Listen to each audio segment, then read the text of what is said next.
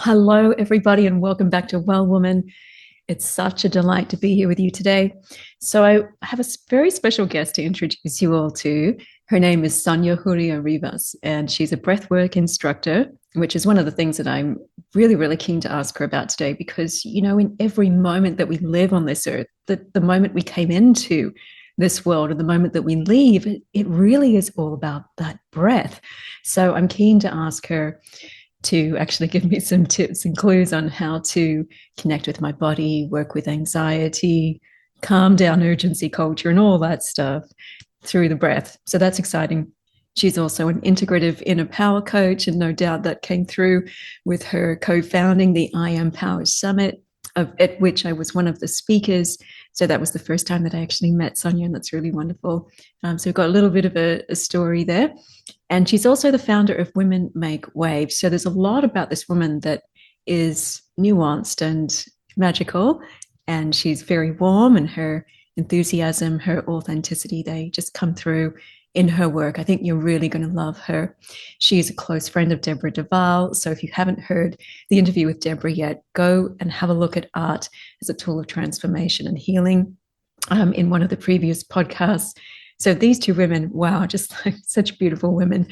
And through her work, Sonia encourages us and assists us and guides us into how we can reclaim clarity in our lives and connection as well, how we can reclaim our courage. She's an absolute delight to talk to. She always brings something magical to the conversation, lots of smiles. She's just a lovely woman. And I'm really excited to explore with her how we as women can nourish our bodies and create ease in our minds. And this is all part of the journey to reclaiming our sovereignty, not only over our bodies, but also over the way that we live our lives. For example, we've had lots of chats in the past about food and food choices, and how there is an impact of the way we choose our food, not only on our bodies, not only on our purses and wallets as consumers, but also on the environment, on aspects of sustainability, even stepping into that realm of morality and ethics. And, you know, we thought it would be great to bring these sorts of conversations to the podcast and share them with you, because the broader impact of our food choices is a conversation that we just don't have enough. Another thing that I wanted to ask Sonia about, which I alluded to before, is urgency culture and how this has influenced the way that we live, the way that we breathe, and the way that we eat, and the choices we make. So I've got my questions ready. It's time to jump into the interview. I really hope you enjoy this episode of Well Woman. Thank you for being with us today.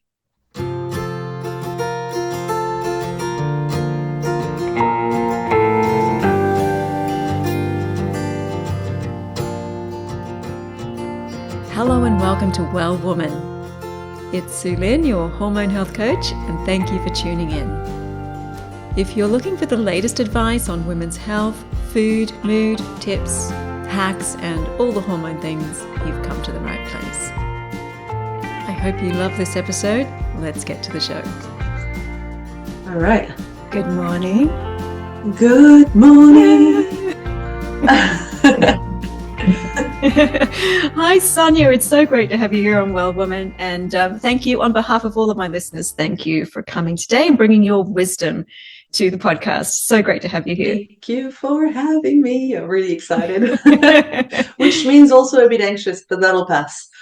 Oh, yeah. Look, I totally get it. But that doesn't come through, by the way, because every conversation that we've had, I feel like we spark off each other. So I don't feel any sort of any anxiety or any tension there at all. It's just the stage fright, you know, before you start speaking on stage, you're like, oh, and then once you start talking, it's all gone. So it'll go in a sec. By the way, you know, I don't get it as much now, but always growing up, anytime I had to do a presentation at school or college, or anytime I had to sort of be in front of an audience, my heart would start beating, and I'd notice my breath is changing. And I want to ask you today whether you can use breath work to start to kind of anchor a little bit. Yeah, okay, we're going to definitely circle back to that. So I plan to absolutely can circle back. I'd love to fill up my little toolkit of things I can do. But Sonia, you have such an interesting past, and I thought maybe a great place to start would just be back to where like little Sonia began her journey. So tell me a little bit about where were you born and where did you grow up, and what was your experience like as a child? Yes, I've got a very unusual childhood compared to the average person. I was first a mixed race like you, which always brings about a lot of interesting insight. I was born from a Tunisian mother and a French father. I was born in France and I grew up in France, in Tunisia, and Algeria. For the listeners that don't know where Tunisia or Algeria is, it's in North Africa. So this Algerian side of things was where my dad was working. He was working in the Sahara. So we would go and spend some time near his base in the Sahara. My Tunisian side is on the seaside, and I was born near the ocean, but then we moved more inland with my mother when my parents separated. So that's kind of the foundation, which means different cultures, swapping from one to the next, managing cultural identity, understanding different ways of relating to life. That is just incredible. And also, you mentioned this picture in the background the other day. We were talking. Mm-hmm. Which part of Africa was this So image that's from? in the area where I'm from. Right. It looks very close to either North African or Tuareg people. And I can tell because of the jewelry. What she's wearing is something that Amazigh women, so the First Nation of North Africa, used to wear. And normally this kind of brooch that keeps the outfit together has also a symbol that means the Southern Star. So it's also navigation, all navigation device. Wow, that's so interesting. I mean, how did that? I have to ask you this because I feel like being of a mixed cultural heritage, um, it's made it very difficult for me to feel like I belong anywhere. I've been in Australia now since 1987. So I came back with my family. 1987 is a long time ago. But just the sense of identity is such a powerful thing. And when you are a third culture child, um, yeah, it's quite difficult to navigate ever feeling where you ideally should be or end up, or, you know, it's confusing, isn't it? Yes, definitely relate with that. And I remember feeling like I was an outsider everywhere I went. In France, because especially after my parents divorced, I ended up being only with my mother, Tunisian woman. Um, and in France, I witnessed racism from a very early age against my mother. So it was very clear that brown people were not welcome. And then when I went to school, then I was victim of racism myself. But when I would go to Tunisia, I would also be victim of racism for being white, which is hilarious because I'm definitely not white. But so it was all it fell for a long time. Like no matter where I went, I couldn't win. And I remember watching. You know what? It got solved with a cartoon. Tell me I more. remember watching this cartoon when I was probably around 10 or 8. And there was this beaver that couldn't really fit in. He was going with the ducks, and the ducks didn't want him. And then he went to the beavers, and then they really want him. And then he realized he was a platypus. And so, of course, he was not belonging either. And that really brought me the understanding that perhaps I was a third breed. Perhaps I was neither French nor Tunisian, a bit of both, but none. And so it kind of gave me the permission slip to be something else and not to try to really be French or really be Tunisian, but be whatever I could make up with that. That helped massively. And then it's hilarious to end up in Australia, the land of the platypus. So there you go. Yeah, that's very interesting. I mean, yeah, how did you end up here actually? What brought you out here? It was trauma survival. My mum had passed away when I was in my early 20s. She made me swear to take care of my brothers. I've got three brothers, one older and two younger. Mm. And so my older brother is my brother, and my two youngest brothers are my half brothers, technically.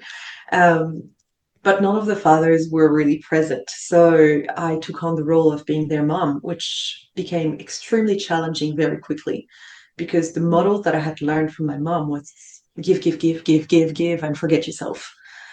So I was one, not prepared, and also they were teenagers and an adult depressed man. So it was really tough to the point that I lost myself and became really, really depressed as well. And so I got kind of rescued by a friend of, well, the mother of one of my brother's friends who visited one day and said, "You're packing your bag and you're coming with me." And she had tried before, and I was like, "No, I'm fine." At that time, I was ready to go.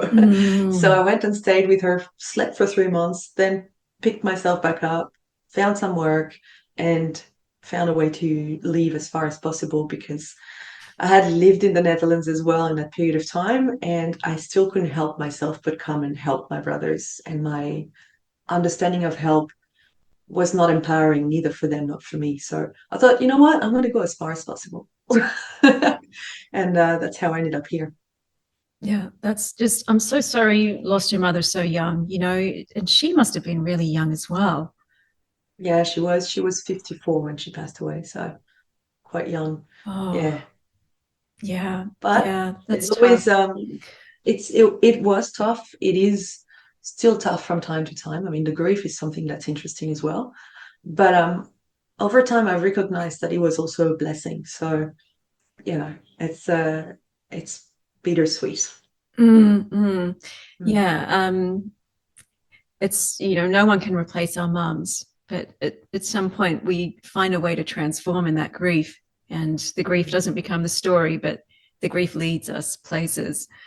Mm. Um, so you It's had, also a good reminder, sorry to interrupt you, it's also a good yeah. reminder, surely someone that's listening is probably going through grief currently. And one thing that I heard once is that grief is love that doesn't know where to go. So having that perspective, Mm. it's beautiful because it's like, okay, it's just a lot of love.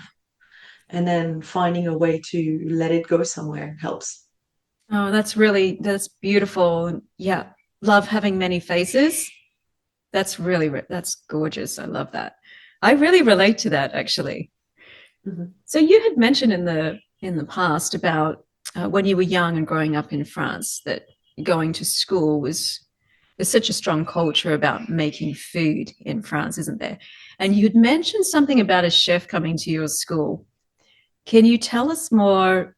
You know, what was it like for young Sonia with this, experience of cuisine and cooking foods? Because the chef was teaching you about homemade, right? And there's Mhm. such a huge homesteading movement now. DIY, make it healthy, make it yourself. Can you tell us a bit more about that experience? I think I should preface by saying I have a very deep background in food as well through my family, both French and Tunisian. Yes. So I already knew, and I was raised on homemade food, everything from scratch. On my French side, my grandparents used to grow literally everything you can think of. They had trees, they had berries, they had all veggies, fruits, anything you can think of. In France, we used to go to the market to get our vegetables, to get our cheese or dairy, and we used to go to the butcher for our meat. And so small specialized shops, and everything was either local or coming from not far at all. So there's a proximity to food that I had as well Mm. already. In the Tunisian side, also very close locally, same thing, markets, etc. Everything made from scratch. With the Tunisian side, because I spent more time with my Tunisian side as well, I had more time to watch and learn. And so I also realized that food was used as a way to nurture, as a way to build community, to show love, to share a moment, as a good reason, whether you're making it or eating it, to laugh and share stories, and as a medicine. There are many, many uses for food. So I already had that background. And then, yes, we have in France, and I'm sure that still is going, I haven't checked, but I'd be surprised if not, a very deep, deep pride in food as well. before I go to the school story, I think I also have to talk about a word that's very specifically French. It's terroir. And it's a word that translates, it's hard to translate, but it's the soil, the weather, the topography of the land that makes its ingredient, its culture, and its food. And so it's very localized again. So where I spent most of my time in France, Toulouse, there are certain ingredients that are specific from the area and people are very proud of, and they've evolved into beautiful dishes. So Toulouse, a lot of duck. If you look at where I was born, a lot of seafood. And every place has a special ingredient that they're, or ingredients that they're very proud of, whether it's spirit, whether it's, everything, every place has its thing. So there's a very strong connection to the land. There's a very strong connection to the specificity of it and the culture that comes from it. And there's a very deep pride in food. And so it explains why we have what we call the week of food in French, la semaine du goût, the week of taste, sorry, la semaine du goût. So for a week, they would bring into primary school either chefs or people that could explain anything about ingredients, or we would go on excursions to orchids or whatever. I remember trying all sorts of apples one day, and the guy was explaining, can you taste the pepper and can you taste the banana in there? And you'd be surprised to be developing your taste buds in that way. And one time there was this chef that came in, taught us how to make a beautiful caramel flan. So it's like a flan. Oh, that sounds really yummy. Yeah. So it was really tasty and easy to make. Very happy. But then he also brought in a bunch of cans and packaged food. And he showed us the labels and he told us what it meant. So you know how there's numbers and that it looks like a language you can't understand. You can actually look up what it is. And so he explained to us what it was. But what it did for me was I realized, one, there's a lot of hidden ingredients that potentially don't need to be there because I already had the experience of making food with family. Two, there's a choice that is made for us when we buy processed food that we don't necessarily have, and we can't take that out. So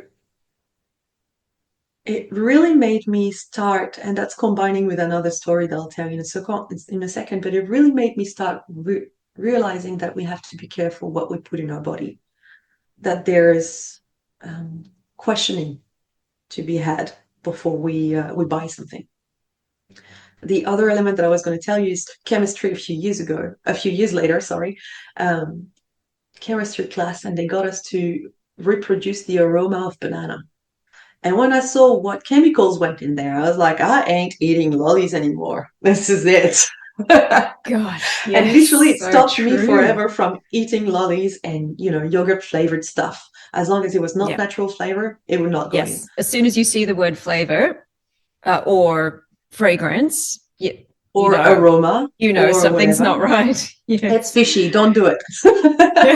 So it started this quest of really paying attention to what got in, and as years went by, that translated in more than food. It translated in information.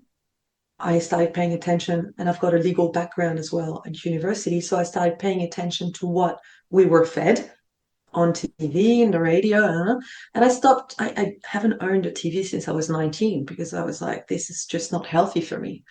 So it extrapolates in so many other areas.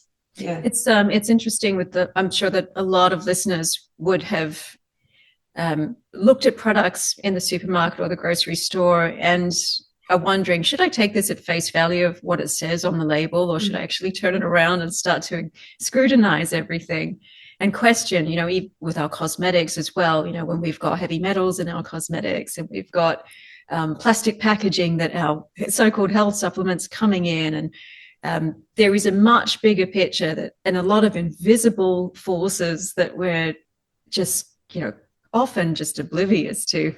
So you to be thinking about that at a young age and be curious about it. I love that. That has to lead you somewhere.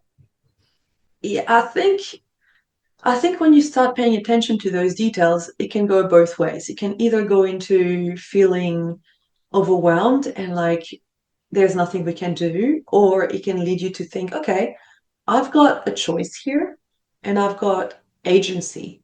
I can choose. Now, I'm very lucky because I knew how to cook. I've learned that. So for me, it's easier to feel empowered by the choice. But Mm. for someone who's never cooked before, who thinks it's really hard, who has no idea, who's like just a world away, then it would feel very disempowering to look at it and be like, oh, even if I'm informed about what's in there, what do we do? Yes, you would So despair. Absolutely. Who yeah, taught you how to cook? Was that your mum? it was my Grandmother? mom mostly. It was so Tunisian culture again is a fascinating one. I had to sit and watch for as long as I can remember. The women were cooking and I would be sitting and watching, obviously picking a few bits and pieces and eating because. But it was really a bunch of magical memories for me. Like I remember my aunties making phyllo pastry with my grandma, and they had bags like 20, 30 kilo bags of sugar, and flour, because my grandma was one of the most prominent bakers in the city, Tunisian Wow. pastries. And so there were two women competing. And when my grandmother passed away, that woman took over the market Okay. in Tunisia and internationally. So they were keeping each other in check. But that means that I had access to a really good pastry cook. And so they would make phyllo pastry with my aunties and they would stretch it and it would fall like a sheet. And it's just like beautiful and stretch it. And it's just amazing. So I have great memories of watching food being made. Mm. Um, and and also really not so great memories because sometimes you didn't want to sit and watch, but you sit and watch. And that's how I learned. And then when I grew enough to be able to use certain utensils, they would give it to me and get me to do it. And I would really be bad at it and I would beat myself up, but I would do it again and eventually I learned how to do things. Yeah, beautiful. And it sounds like this experience that you've had was part of your food sovereignty journey, because we can talk about all different types of sovereignty, but food sovereignty and having the power to choose to make those choices about how we nourish our bodies is Mm. critical, particularly for women, because my demographic is mainly women, and we have these things called hormones, which do Mm-hmm. crazy things at all stages of our lives, and food actually does play a role in how those hormones work. Um, Amazing. So I actually love a good DIY story. And we talked before about spices, and you were telling me you actually brought spices back from Tunisia to Australia. Um, what can you give us an idea? How would I make an amazing spice mix? Because there's nothing I love better than throwing some, like little bits of chicken legs or something into the air fryer and put a spice blend on top. And then, like 20 minutes Huh. later, I've got this delicious protein meal. Can you Yeah. give us an idea? What would you put into your spice mix? Well, I can give you the family typical Tunisian spice mix. Um, but I have to tell you before I do that I can give you all the mixes in the world. At the end of the day, you'll enjoy, unless you're very adventurous, you'll enjoy food that you feel familiar with and that are comforting to you.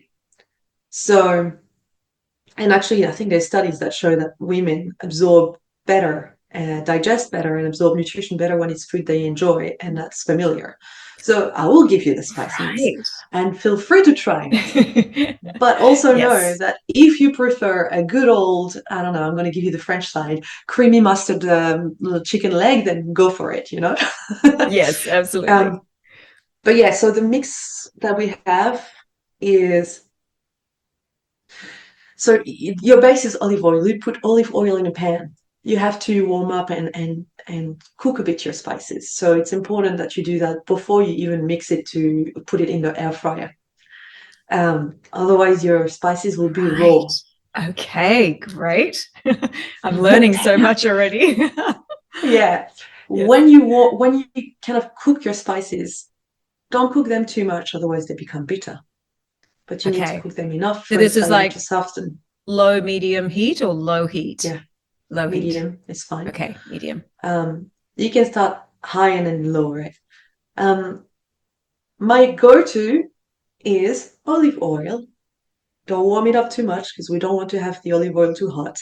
And add, depending on the quantity, say half a teaspoon to a quarter teaspoon of turmeric. I will also put in there half a teaspoon to a teaspoon of sweet chili or paprika. And is this powders or is this in? It's all powders, Okay, but you can beautiful. also grind them yourself before, Yes. which makes And it more mix flavorsome. it all up. Yes, beautiful. Yeah. Um, I usually also add, what do you call it? Tabule and caruya, which is a mix of caraway seed, great for hormonal balance actually. Caraway seed and coriander is in there. I think coriander seed. So that's a mix of that. I usually also add garlic and onion, and so that's my base for Oh my practically gosh. everything you should. Yum. It's very tasty. Obviously, salt and pepper as well. Very tasty, full of health benefits, and yeah, it's especially in winter. I think it's great because they're kind of warm Mm. spices.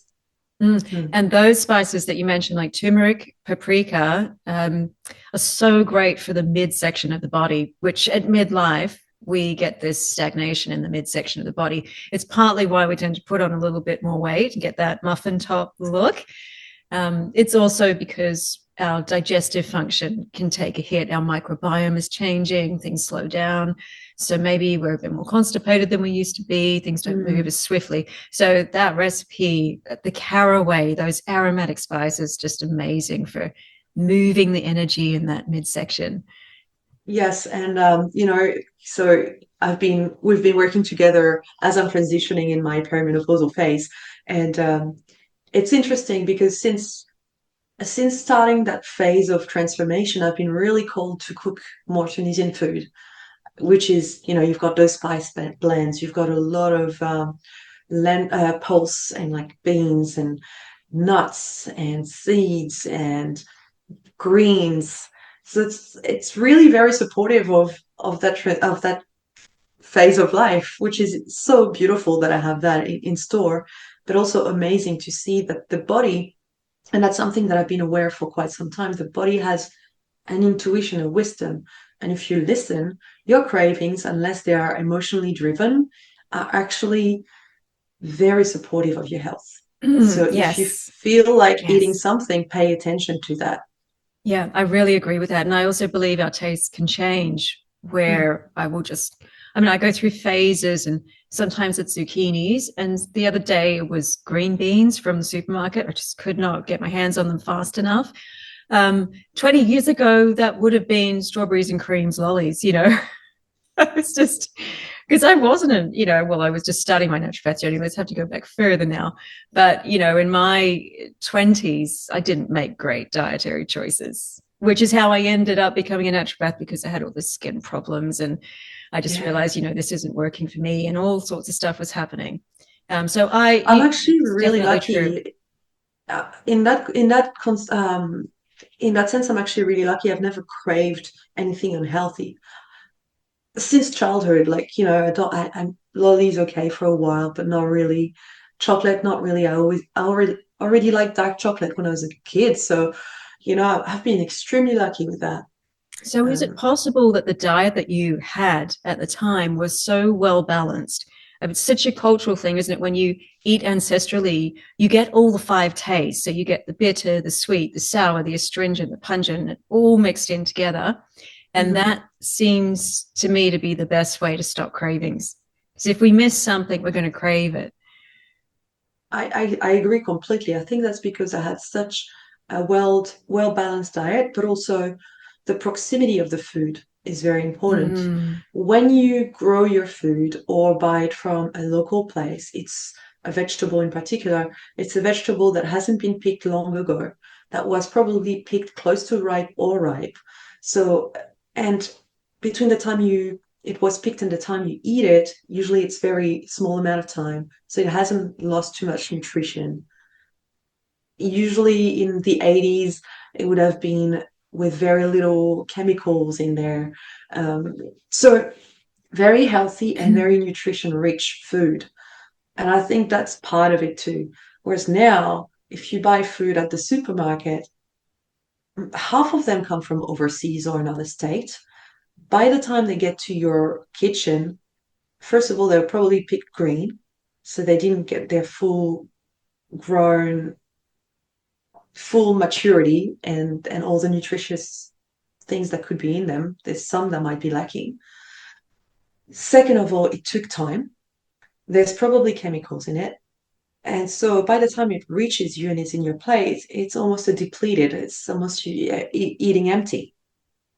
So I Mm, think that's also part of mm, what's going on here and why there's a yes. lot of snacking that multiplied with the stress levels that we encounter. We are living in a chronically stressed society, always on survival, always with that sense of urgency.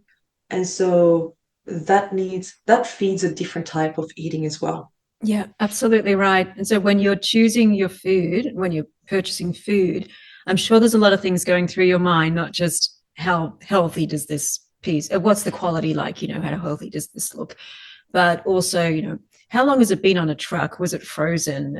If it came from overseas, was it sprayed on the way in? Was it diverted from one country to another to make it look like it was grown closer to Australia? Mm. I know a lot of things go on in food Mhm. that we're not aware of. I mean, you can add to that the made in Australia, and actually, what's been happening is that the say, for example, saffron, you would find brands that say Australian saffron, but there is no place in Australia where they grow it. So they would have had to grow it overseas, import it, and then repackage it here. And the company that buys it and repackages it is Australian. So suddenly it becomes Australian saffron. So knowing Australian all these made. things, Yes. Yeah, yeah, that's a good point. I think once you get systems in place, it takes away all that thinking. So for example, there's certain things you don't want in your tomato sauce, passata. I don't mean ketchup. I mean actually tomato. um, and so when you look at the every time I move to a new country or to a new place, you go to the shops and you try to figure out which one's which. And so the first time it takes maybe half hour in that aisle to find the right tomato sauce. Once you found it, you're good. Right. If they stop selling it, you have to start again. But I once have you've to got admit, systems yeah, in that's so true. The straight amount of time I spend at the supermarket is crazy. reading labels. And I'm the weirdo that goes and smell each carrot individually to smell which one's actually ripe. And I'm like, not this one, not this one, not this one. I'm the one who knocks on watermelon. I mean, Yes. but that's because I know how to pick them. Good. I Good. recognize, what is going to be tasty, either by smell, look, or touch. And then I know ingredients. So inform yourself, acquire the knowledge, ask questions. And I'm always annoying ladies in the aisles as well. I'd be like, hey, so you should probably try this one instead of this one because this one has this and this one has this. And I show them the label and they're like, wide open, my eyes wide open, like, what is going on here? I'm like, everyone needs to know. Yeah. Gosh, yes, I remember when I was studying nutrition. This is going back 20 years now, but one of my lecturers was telling us about the word organic on food labels. And the fact that at the time it only really needed to be carbon containing to be able to call something organic. And the average consumer, myself included at the time, would just assume that meant certified organic. Yeah. The other thing I've noticed, I mean, I'm in herbal medicine, as you know. Herbal medicines coming from different countries have very different standards of organic. So if you go, Sure. certified organic or this, what is meant to be of an equal status in another country, it probably wouldn't even measure up to our standard herbal And vice medicine versa, growing. I must say. Um, Yes. my how do you say that? My experience with food in Australia is that generally it's of lower quality than what I'm used to. So it Probably, I can be wonder if the other way around. the soil about that? Have you noticed? Because I've read a little bit on soil in Australia and the It could be approaches the to soil, farming. the approaches. Yes. I think it's not only Yeah. the soil, but it's also the Are you thinking the chemicals that they spray, like the glyphosate I'm and all of thinking also that? the process itself, the whole process and Okay. the whole connection Yeah. to nature. Yes. When you use a bit of land to grow one species of plant, you deprive the soil of the ability to self-regenerate by having other plants and mycelium. And when you spray all those things to stop other plants from growing, you kill Mm. everything in the soil. So you start growing food on a dead soil, which is why then you need to add lots of fertilizer and stuff like that. So it's kind of a process of killing everything and then making whatever's left survive. So if the food is already surviving, when it gets to you, it's not going to help you thrive. Yeah, that's a really good point. Yeah. I was thinking of something then, but it's gone away now. Might come back Oof. later on. Yeah. It'll come oh, back. oh. And certainly with herbs, it's not just quality. Sometimes it's also if a herb came from a country overseas, were there issues with intellectual property? For taking Mm. herbs from a certain culture or indigenous wisdom, bringing that back to Australia, America, wherever in the world, Especially and now with, reaping profits from it. That's yeah. that's an And unfortunate you know, side. we're in an era now where there's a lot of information passed on, and there's this new buzz on, the superfoods and whatnot. And there's not enough buzz on what superfood comes from your own country. You know, Yes, each country yes, has their own superfoods. yes. And with Australia, it's a bit of a tricky situation because a lot of the food here is not from here. So we've lost the connection to the land. We've lost the connection to the culture. We've lost the connection to understanding what foods do what here, not native plants. But if we did connect, we'd have the same benefit that I did growing up in Tunisia and France, knowing, well, these herbs that my grandma puts in her food, my paternal grandma, I never knew at the time, but they're actually preventing a lot of health issues. And they taste great, but under all the taste is hiding medicine. Tunisia was a lot clearer because my mom would literally bring whatever concoction she would make if I had a cold or if my belly was hurting or whatever, there would be something. So I knew that she went in the kitchen, grabbed something, made a mix, and that was it. And it worked.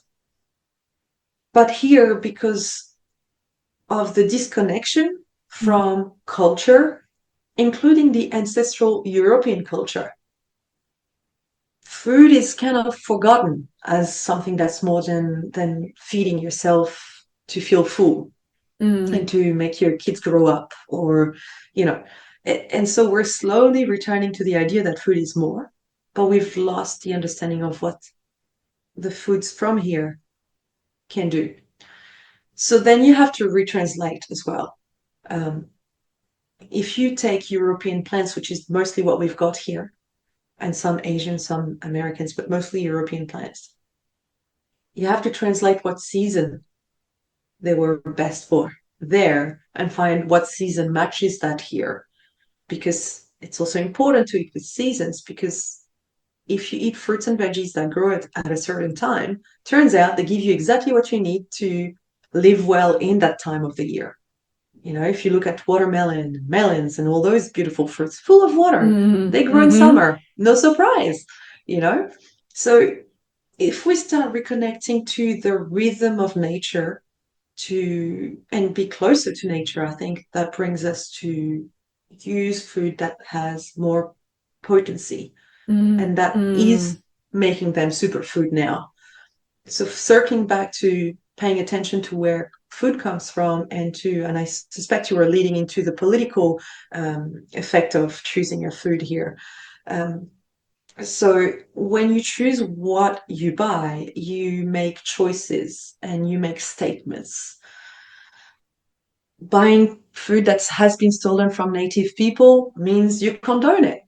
So, if you're going to buy wild black rice from America, North America, then potentially pick Minnesota, where there's native wild rice that was cared for by Native American for thousands of years. And so that's not a stolen grain. I think it's called Mimun or something like that. I can't Mm. remember. But choose well. You've got the ability to go on internet and check anything you want. You've got internet in your pocket any time of the day. Make good use of it. You know, Mm. be supportive of a healthier way of being. And that's not just food as, medicine, but also food as a political statement. I personally will not buy food that is grown in places that are under siege or Yes, that conflict, are modern in conflict slavery, all of areas, that. Yes. all of that. So so when I choose food, and that circles back to what you were saying earlier, there's so much to think about. Yes, there is a lot to think about, but it's also a moment for you. If with each choice, it's a moment to decide what you stand for.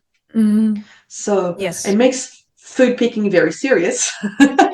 But again, it's habits. It's okay. Well, Yeah. if you pick local, you've got less of those questions to ask yourself.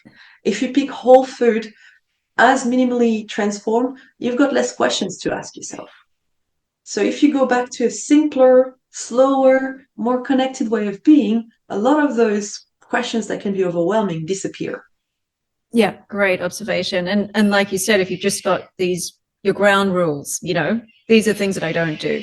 These are the types of foods that I don't purchase. And also for me in my practice, there are certain herbs that I don't prescribe a lot of because I know there's a story behind them that I don't think is a particularly positive story. And sometimes the more exotic it gets, yes, it gets interesting, it gets, sexy, whatever. But I really try to bring it back to the herbs that are growing around us. And when you've talked about, regenerating the soil, I think of dandelion, one of the most overlooked regenerators of soil. And when I see it growing en masse, I think fantastic. I'm not necessarily going to pick it because I know it's working really hard at removing all the toxins from that soil. So maybe the next few generations, but this one, you're doing an amazing job of transforming that soil so it's going to be really nutritious. And then at other times, I see these random strangers walking around spraying dandelion, and it really just gets to me. It hurts my All that soul. stuff that they're putting out into the world and just like oblivious to the fact that I the mean, it's plant is there for a crazy, purpose. It's but trying to also do it's something crazy good. that first of all, it's trying to do something good, but also what do you spray it with? What is That's it the going to be glyphosates and doing all to, that. Yeah, in all the Australia, it's still endocrine legal. disruptors. Yes. It's insane. And back to also choosing what to prescribe your clients, what came up in my mind was the energetics of it, Oh, on a yes. I was spiritual thinking of that level. before. Yes. The energetics. And when you were talking about food as medicine, I was immediately thinking food has always been medicine if you think about it for the qualities. If you're eating something hot and spicy, you're going to pull things out to the surface. If you're eating salty foods, they're going to condense in your body. They're going to pull down, that you're going to, gather that fluid and weight down below. And that is something that we definitely have lost a level of connection to. I don't know if, I don't know, because like you, I have that cultural heritage where I've seen food served as a medicine. And I've seen cooking that's designed to do things. And I've heard the word nourishment a lot when food was prepared for me. So I feel like when you've got that in your childhood, it changes, or maybe it just differentiates in a way, the way you look at a meal when it's prepared. Yeah. And the Asian cultures do it so well, like they'll have certain types of tastes for certain conditions. And if you're presenting as a little bit weak or anemic or whatever, now you're on the blood diet, or now you're eating all the red fruits, and there's a logic to it. Yeah, there is an intention to it, I think, and an awareness. So that's probably what we learned, you and I, is the awareness of what food does. And with that, building the awareness of the body's science and listening to it and seeing that it's not a dysfunction, it's just your body talking and saying, hey, I need something. And then being able to listen and give that to your body. That's incredibly powerful. And to respond with intention and be like, okay, so you feel that. Let me give you that. Speaking of your body's signs, let's jump into breath work because I'm so intrigued. So I've heard of all sorts of breath work, by the way, meditation breath work, kundalini breath work, shamanic breath work, somatic breath work. I mean, you could probably rattle off another 100 types of breath work. Tell me about your type of breath work. What is it that you do? Well, before I tell you about what I do, I think it's important to understand what breath work really means, or at least to me. Yes, And I great. see it as somewhat of a bridge. So in the way with the clients that I work with, there's this whole program that we go through. It's an understanding that we are healing means to be whole, to return to wholeness.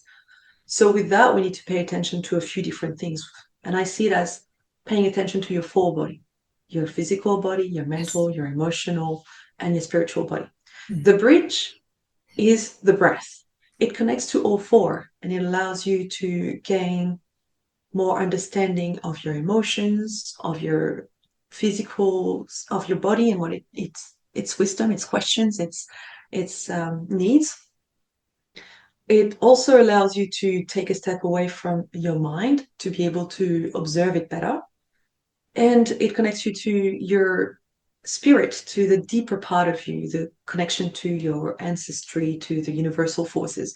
So really, it's something that connects. It's a bridge.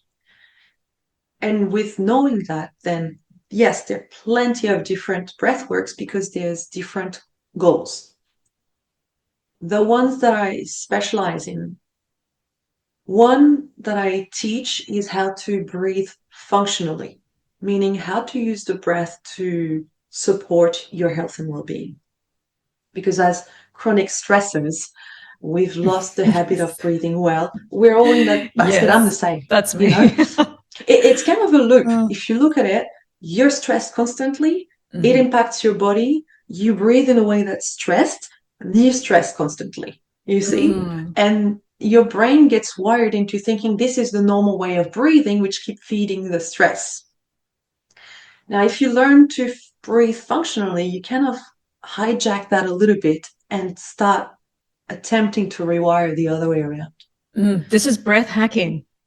I got a new term. Well, the hacking is, to me, it's absolute nonsense. It's just knowing how to use your breath. There's nothing to hack here. You just got to remember how it works. It's not like there's something hidden, you know?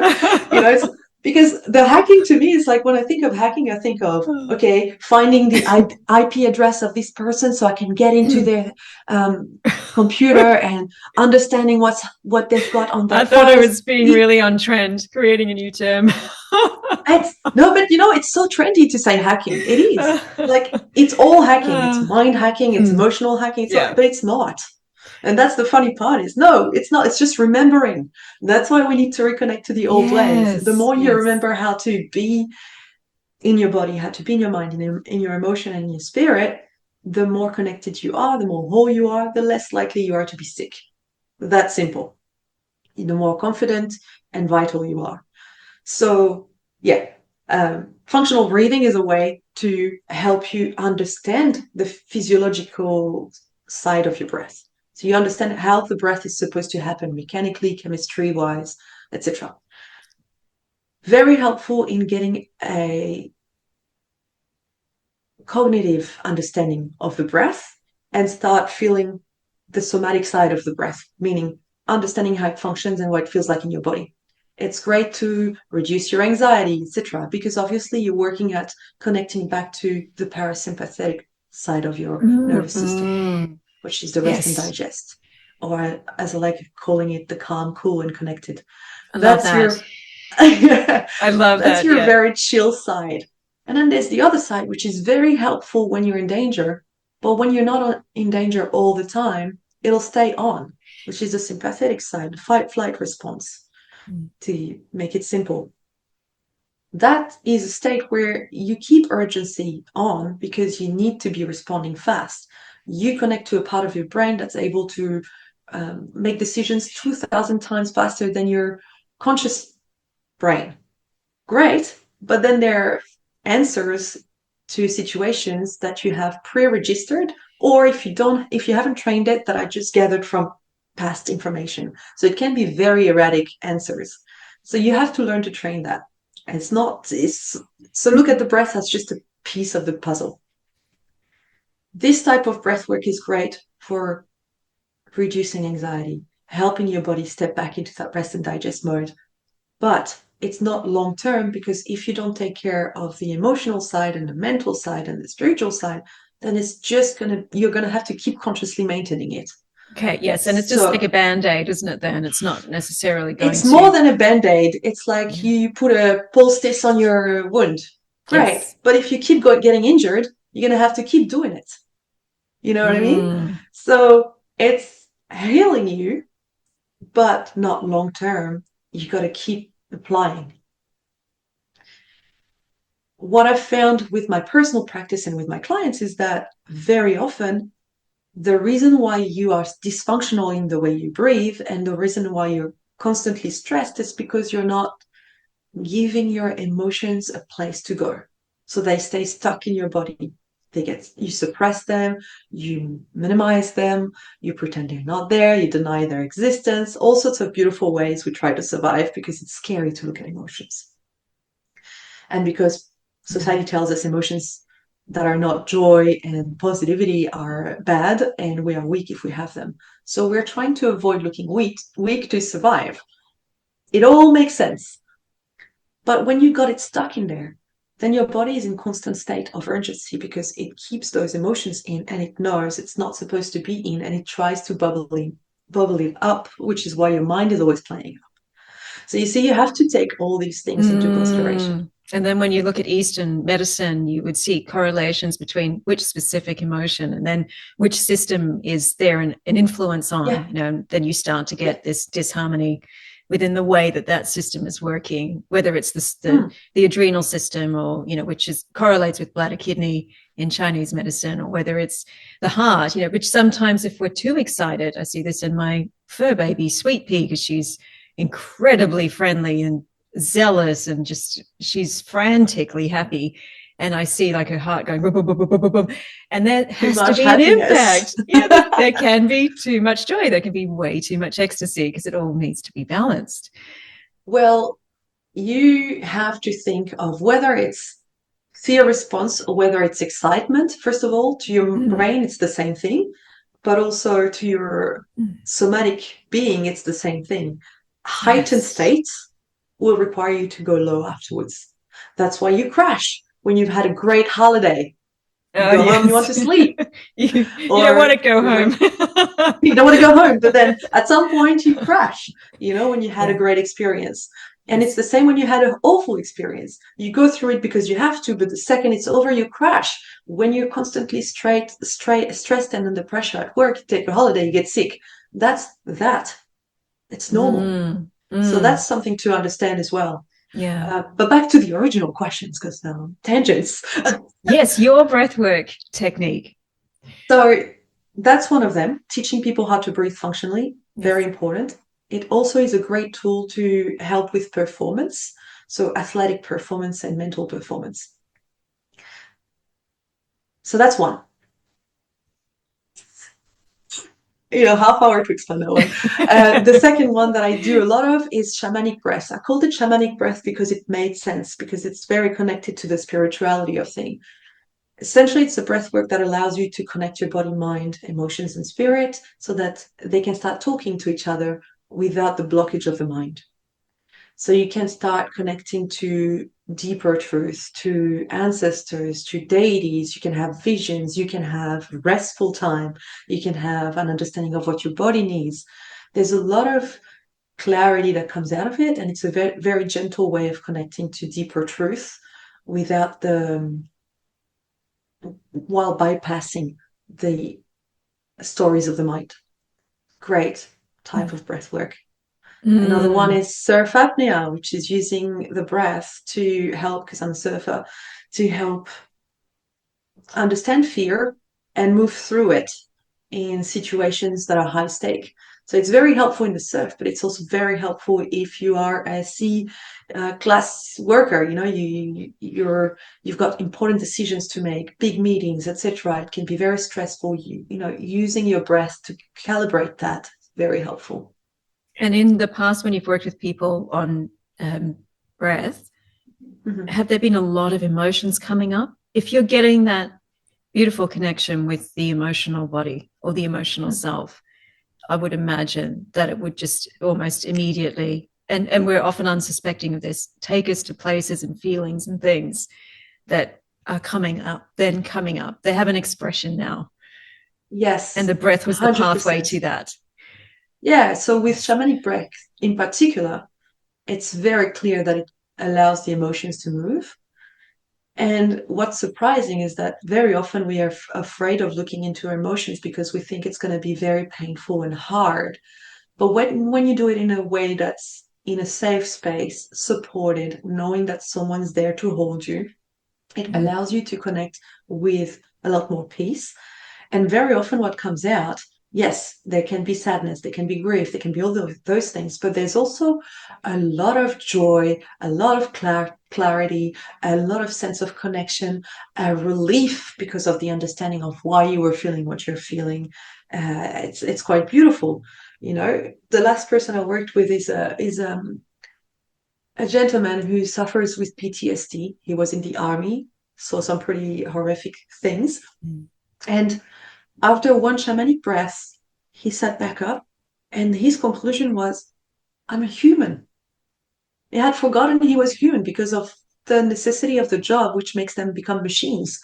And so he had carried on this idea that he needed to completely be a machine, constantly push, constantly be at war with himself and with the world around. And suddenly he woke up being a human again.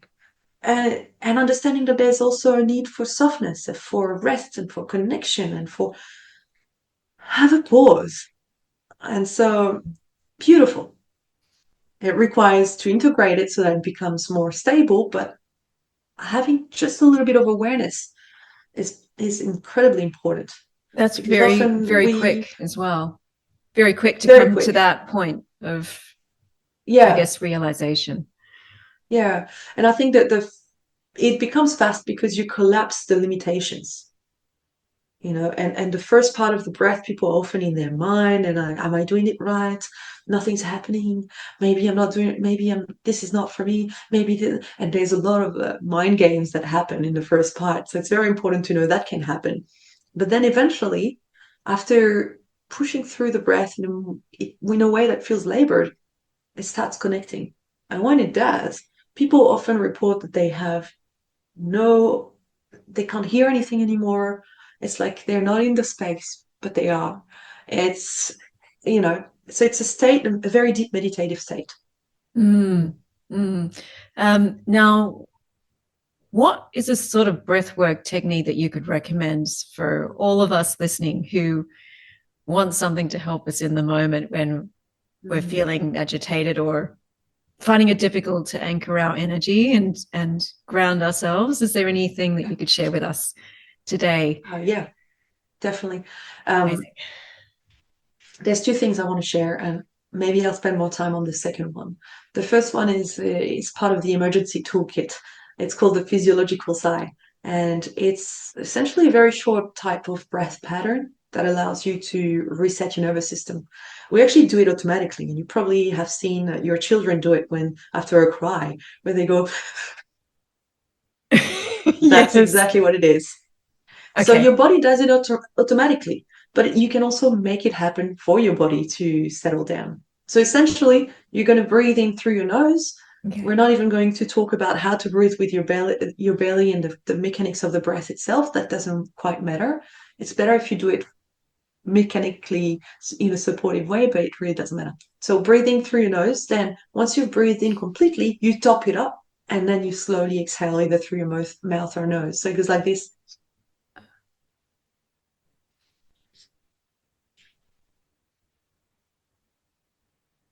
And as you exhale, you let your shoulders drop. You allow yourself to really slow down your breath. It's like breathing through a straw.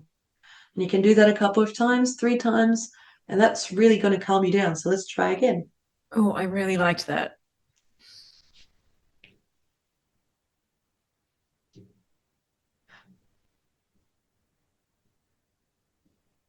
Gentle, gentle. And again, when you breathe out, the slower it is, the calmer you get. The exhale is the time where your body tells your brain we're safe. And you can make it deeper by relaxing your chest, relaxing your shoulders.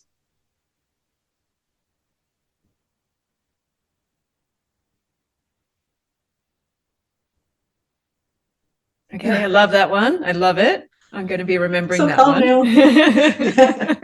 Yeah, Sorry, it's what were very we handy talking because, about? sorry, who are Oh, you? where were we? It's very handy because you can do it anywhere, before that scary meeting, before that podcast, before Yeah, anything, or when you feel amazing. like you're getting stressed and overwhelmed because you're choosing all these ingredients in the supermarket and there's so much information. It can be done anywhere, and that's really handy. But I think something that is even more useful is bringing awareness to how you feel generally. So using the repetitiveness of the breath as a baseline, you don't even change the way you breathe, you just observe it. And as you observe your breath, you also take note of how your body feels. So, Celine, if you want to close Okay, your yes. eyes and just breathe normally, I don't want you to change your breath patterns. But as you breathe, is there a place in your body that feels tense, like constricted? Very often it's around our rib cage, our back area if we're stressed. I think it's lower back and legs because I'm trying not to create any noises on the microphone surfaces. Right. That's okay. So focus on So that as often you I have to breathe. sit very still. That's where I feel tense. Yeah. So you breathe and you focus on that. And you see if you can let that relax.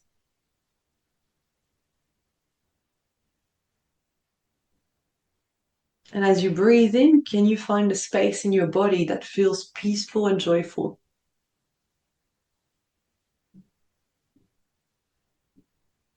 And keep doing that, just not changing your breath, just using it as the metronome to your thinking. In, where is joy, where is peace? Out, what requires letting go? Where is there a sense of urgency in my body that I can let slide? I definitely feel like I'm getting more softness around my chest and my head. So see if you can enhance that. If you can let it move.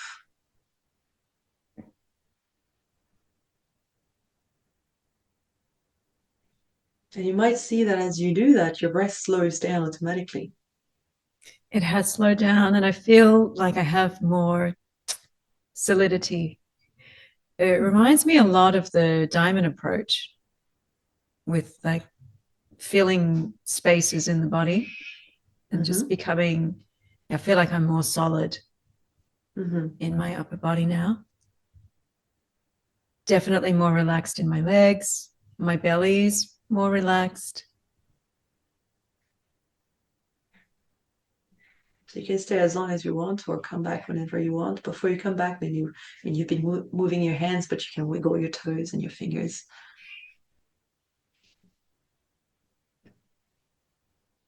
So it's got that lovely feeling of just body consciousness. And that's extremely important because we're very often disconnected from our body, specifically because it holds emotions we're trying to avoid. Mm. So then we're not able to listen to the wisdom of our body. We're not able to give our body what it needs, and we start getting sick. So it's all connected. It's funny because just in that moment, in that short exercise, when I came back on, you look different to me. I And I have an see a aura. lot, I'm seeing a lot of silver right now, and I didn't see silver before. So yeah, maybe it has some way of just changing the perception of. It's It's because the it connects you consciousness. to yourself more, Yeah. because you're less in the mind, which is never really connected to life. When you're in your mind, you're not living, you're imagining. So if you bring yourself back to the sensations of your body, to the breath, to awareness of the present, then you're actually connected to life itself, meaning you're connected to your spirituality, to your body, to your emotions, to everything, without any of it being you. So there's a space between your thoughts and yourself. There's a space between your emotions and yourself. There's a space between what your body feels and yourself. And the spaciousness is what connects you to your true self. So yeah, it's pretty nice. That is a really nice practice. I think a lot of people are going to be using that. Yeah. And I love And I would the, say what did you call the first one? The sigh, the, physiological sigh. okay, love that one too. Yeah. Yeah, it's very handy in emergency situations. And the second one, I think it's very useful when you, before eating. Maybe you do that a Oh, little bit because yes. it would calm your system. And as your nervous system calms down, you're actually digesting better. It's going to, reduce the bloating Mm, that might come with everything. So it helps your mm, body do things better and absorb nutrition better. It will also allow you to be more present. And yeah, extra good points if you point. slow down your eating habits. You might find in the same way that you probably sense a bit of urgency in your body, you will sense urgency in the things you do. And I'm no different. I sit down and I'm like, oh, food, and I start eating it. But if you slow the process down and bring more presence and awareness to it, you will eat better. So one trick is to, I think, I can't remember where I learned that, and it might be a false information, but I read or heard somewhere that Buddhists chew 25 times before what do you say? Okay, I Um, think I know what you mean because there's a whole macrobiotic thing around chewing your food a lot, several Not times only to that, get all the juices flowing so that digestion yeah. works better. So Yes. there's that, but also you might notice that you taste the food more Yeah. because you're finishing the process of chewing. You're not just half chewing and swallowing. And maybe you're And getting so more taste out of the food to create that exactly. balance. Yes. And you get more True. connected to the consistency of it. So you become more present and it just becomes a nice experience to eat. Mm. So you kind of lose that urgency and you make yourself more present in the eating. Mm. Mm. I remember when I had my eyes LASIKed years ago, and I had to have these bandages on my eyes. So my now husband brought me home, and I was like snuggled up in bed, and then he brought me some dinner later on. Now I'm not a huge sausage eater, like in terms of roasted sausages or pan fried sausages, whatever. But he made me this beautiful bean casserole, and he put chopped up sausages into it. And because I had no vision, all I had was smell, taste, and hearing. My hearing wasn't doing much because I was just like, oh, what is this? And I'm eating the food and I'm chewing the sausages, and there was this like magic happening for me, this like taste Yeah, explosion. And I felt yeah.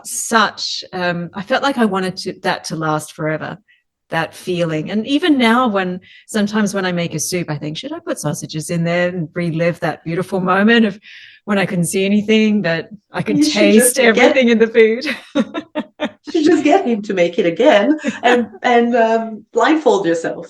Yeah, that's true. I don't know Yeah, how I and ate. that Maybe he also, was spoon feeding me. Who knows? oh, that would be so cute. And it also talks to the judgment we have over certain things.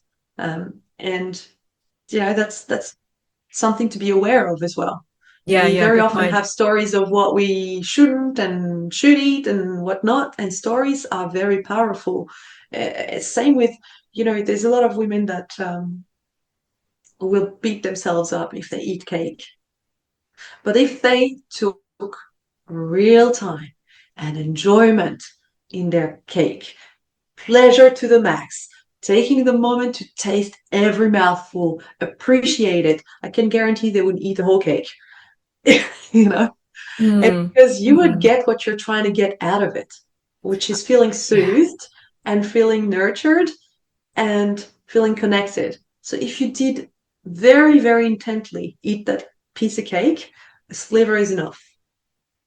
There's a lot of story, obviously, with naturopaths and nutritionists, and coming from a health perspective, and sometimes to the point where I will make something, and it's so healthy, it's good, like, and my husband and son will disagree, like strongly. No, that's not good. That has no taste. I think you're lying to yourself, Mom. But it's in my programming. But then you know what? I enjoy it. I love it. So and my tastes, That's all that they matters. change my tastes. But yes, others may not agree. So you're But that's absolutely the thing right with too. that. And you know what? Your husband and your child or children, they haven't had the training you've had in exploring those foods. So their taste buds might not have adapted to it, or, and it's also a question of memory and history with the food. Your memory and history with what you make is that it's good for you. You've tried it. You've cooked it in many different ways. You found the best way to make it. It reminds you of how your mom or a father would cook food to help you feel, the intentionality Mm. of the purpose of food. So you connect very differently to it. Is your partner white Australian? He's white New Zealand. New Pretty Zealand. pretty good Uh, cook. Yeah, likes Asian food a lot. In other words, likes flavor. And mm, and I grew up eating food that was much more bland, even though my father mm, was Singaporean and he loved cooking with all sorts of things, because Singapore is a melting pot of cultures. So all sorts of foods there. My mother was very health focused, so very little salt in the food, and mm, things as clean as possible. And she loved cooking, and she made pretty much yeah, everything herself. So I align with that taste probably more. I think I'm yeah. just a different version of my mum. And it's also, if you look at his upbringing, what brings back nurture and memory is going to be completely different. That is so true. He loves his meat. He loves Exactly. his meat, and I'm always a bit like, can we He was not eat so probably much meat? raised with it. Yes. Yeah, yeah. So I think it's important to honor that as well. Mm, Yeah, you got to pay attention to what is good for your body, etc. There are certain foods that you probably would be better off eating less of or more of, etc. But if you do it to please yourself, hmm, Speaking of pleasing yourself, eating with the seasons, you've hmm, got this beautiful sacred winter ritual course yeah, out now. And for everybody listening, you can actually jump on Sonia's website and sign up for this course. You'll even get a special discount if you put in the code WellWoman, all caps. Can you tell us a little bit more about this course? yeah. So it's a course that helps. It's an introduction to the reconnection to your own rhythms. So in winter, this is a season to rest, to slow down, to nurture, to really make your roots stronger so that you can be more effective in the next season, so that you prepare the soil well, and then when you come to plant the seeds, they have everything they need. So that's what winter is an image of. And we have also an inner winter. And when we start connecting to the natural rhythms of our body and of our beautiful earth, when we reconnect to the four bodies, when we tend to what they need and nurture them in the way that they need, then we start feeling a lot better. And so this course is really about reconnecting to yourself, reconnecting to your rhythm, giving yourself gentle loving, nurturing. It's a mix of recipes, cacao ceremony, akashic breath, akashic guided journey, sorry, and breath work.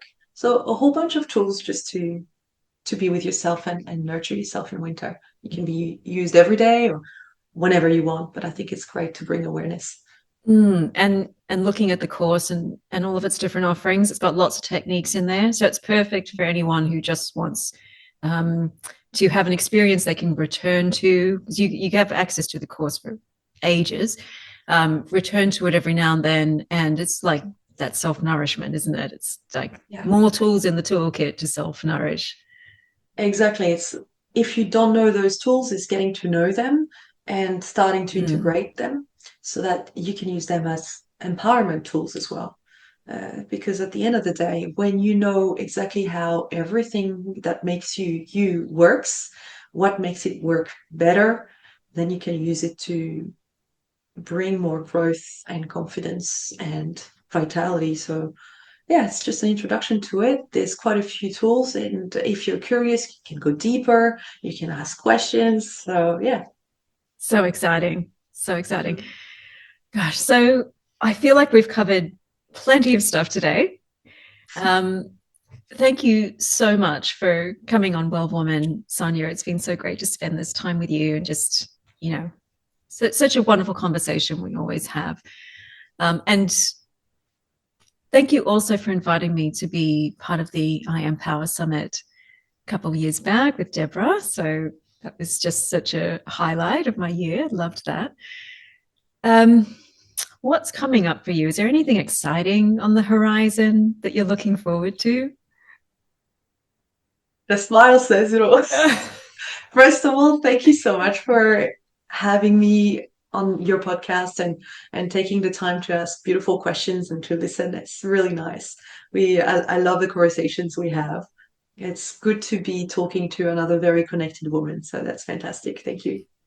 Um, and yeah, I Empower was quite an event, and it was amazing to see you on stage and to get to know you in that way. So it was a great start to what I feel is becoming an interesting and fun friendship. With regards to what's coming up for me, there is so much that is coming up, but to sum it up, my business, Women Make Waves, has always been about bringing awareness and knowledge to women so that they could empower themselves, whether it's in life, in surf. I love doing both, through the full bodies and all the tools that come with them. And there was always a big emphasis on spirituality. And as I've returned slowly more to my own roots and to my own understanding of what it is to be connected to my ancestral knowledge, I've started opening up to all ancestral knowledge. And so Women Make Waves is part of it is starting to migrate and wave into cultural and environmental conservation. So that's going to be part of Women Make Waves. This is where it's heading, I love while this. keeping the support of the women.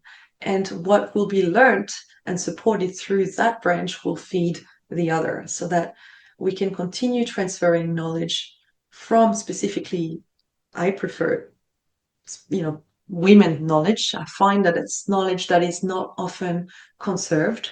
And I've had this experience not too long ago when I went to the Mentawai and sat and stayed with a tribe of Mentawai people in the jungle. I had a translator who was a male, and wonderful work, wonderful translator. He helped so much. But at some point, I asked a question that was very specifically woman related, and he couldn't ask it because he was a man. So that really highlighted the fact that yes, there's a lot of conservation effort all around. There has been for a long time, but because most of the work is done by men, there's a lot of knowledge that's being lost. So Mm. focusing on the female lineage of knowledge and conservation of ancestral wisdom, and yeah, hopefully bringing some of that to the ladies that learn through Women Make Waves. That's the next step. I don't know how long it's going to take. Gosh, yes. Well, you don't necessarily need to have a timeline on that. That's meaningful knowledge when you know, whatever you come across in your research and your learnings there, that's going to be impactful for women. Yeah. And for humanity as a whole, to be honest, because a lot of those practices and a lot of that wisdom is very anchored in nature and very sustainable and very empowering. So when we live in a society that thrives on fear, on disconnection, on killing nature, essentially, Mm. we need to start reconnecting to the old ways and see how we can integrate it in the current state of things, so that we start changing the narrative, we start hijacking that loop. Yes. We start thinking, yes, the earth is alive. The earth is alive is where we should begin. That's the starting point. And then from there. The earth is alive. Yes. I mean, yes. Did you hear of that recent finding that it's got a heartbeat? Oh, wow. Okay, we're going to have to talk more about this later. That'll be another one. But yes, so finally, the understanding that all spiritual people knew and all native people knew that nature, the earth, the planets are alive. They are beings that are sentient. So it's going to take time to get there, but they'll get there. They are beings that are sentient and that require a teamwork. In the same way that plants teamwork with mushroom and each other. We're exactly the same. Yes, like all those conversations going on beneath the forest floors. Yes, there's a whole invisible world there. I mean, it's tangible, but it's not something that we see. And there's a connection in all of it. Sorry, the conclusion is a lot longer than planned. There's a connection between all of it where you understand that plants are also fed by the animals that kill other animals near them. So in Canada, there are forests that are specifically growing well because there's salmon carcasses, because bears grab them from the river, eat them near the trees, that feeds the plants, so understanding it's all connected makes you understand as a human, you are connected to, and you have a responsibility in keeping that connection alive, which in turn helps you connect with yourself and with each other, allows better community and better life. And that is a beautiful place to finish our podcast today. Thank you so much, Sulin. Oh, thank you, Sonia.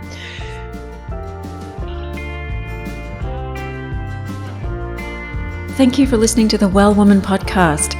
The information, opinions, and advice in this podcast is not intended to replace professional medical advice, and it's for general information and educational purposes only. The views and opinions expressed in this podcast may not always be those of the host. Thanks for listening, and I'll see you soon in another episode of Well Woman.